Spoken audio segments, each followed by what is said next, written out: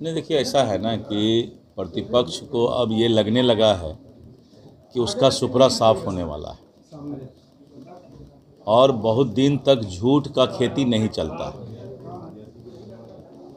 पहले रोजगार पर, फिर विशेष राज्य के दर्जा पर, फिर कभी दलित महिला के साथ बलात्कार पर, लेकिन सब कुछ में राष्ट्रीय जनता दल अपने आप में बेनकाब हो रहा है।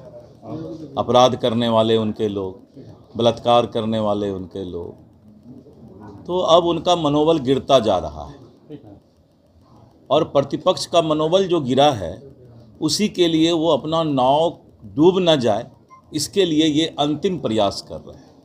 लेकिन हरा गमछा पर रोक के पीछे क्या कहेंगे? अब गमछा पर रोक काहे लगाई तो वही बताएंगे। सतर्क हो रहे हैं, सावधान हो रहे हैं कि कहीं जितना गड़बड़ी में लोग पकड़ा रहे हैं उनका, तो उनको लग रहा है कि सब बच के रहे।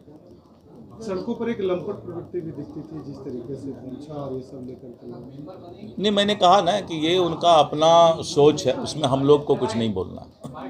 देखिए, एक सवाल और है। राहुल गांधी ने कहा कि जम्मू कश्मीर को केंद्र शासित राज्य बना दिया गया, हम लोगों को फिर से राज्य बना दिया। और उसमें एक बात उन्होंने और कही है कि वहाँ एक राजा के रूप में एलजी को बना दिया गया है, जो वहाँ के धन संपदा को बाहर के लोगों में बांट रहे। तो आखिर देश के लोगों को बाहर का लोग। देखिए, कांग्रेसी और कांग्रेस के नेता को शर्म आना चाहिए।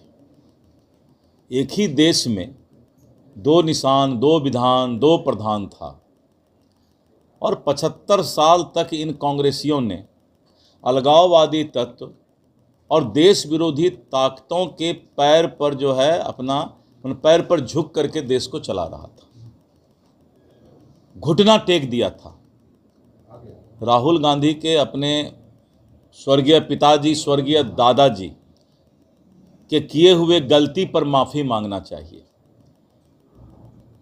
कि हिम्मत नहीं था कि अलगाववादी ताकत के खिलाफ, राष्ट्र विरोधी ताकत के खिलाफ कुछ बोल पाता।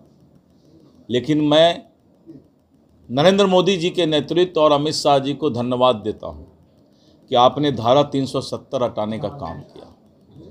इसलिए कांग्रेसियों को अगर थोड़ा भी शर्म है तो चुल्लू भर पानी में डूब के मर जाना चाहिए।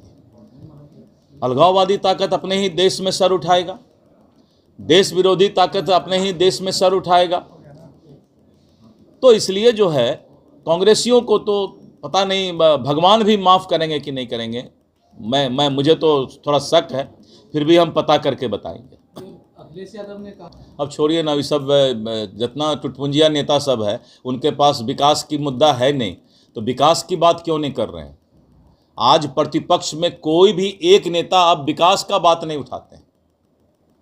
आप कभी सोचिए, जितने पत्रकार बंधु हैं, इन लोगों ने जो समाज का जो सही मुद्दा था अब उससे भाग गए, लोग पहुंच गए भावनात्मक बात पर।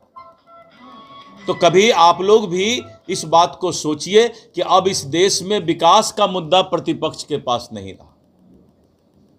मामला फिर निकल के सामने आया, जहां जो भी गलत करेगा वो जेल जाएगा। अभी DCLR गया है वहां का जेल, महाराजगंज का। बहुत लोग जो है, मैंने कहा कि करीब 3 दर्जन से ज़्यादा पदाधिकारी सस्पेंड हुए हैं और आज मैंने पूरे बिहार के अंचल अधिकारी को बुलाया था। आज 76 CO आए थे, 12 तारीख को फिर 150 के आसपास आएंगे, फिर 19 को 150 के आसपास आएंगे। हमने सबको कहा है कि कोई भी शिकायत जनता का नहीं आना चाहिए, नहीं तो जो अधिकारी, जो कर्मचारी भ्रष्टाचार में या किसी भी तरीके से लिप्त पाए जाएंगे उनकी खैर नहीं है। और अब सुधार शुरू हो गया है। निचले स्तर पर कुछ दलाल लोग, जमीन माफिया लोग कोशिश करते थे, अब उनको भी पता लग गया है कि धीरे धीरे अब उनका भी खैर नहीं है। नहीं, कही इस सब पर कोई बहुत बड़ी बात नहीं है। नेता लोग बहुत सारी बातें बोलते हैं।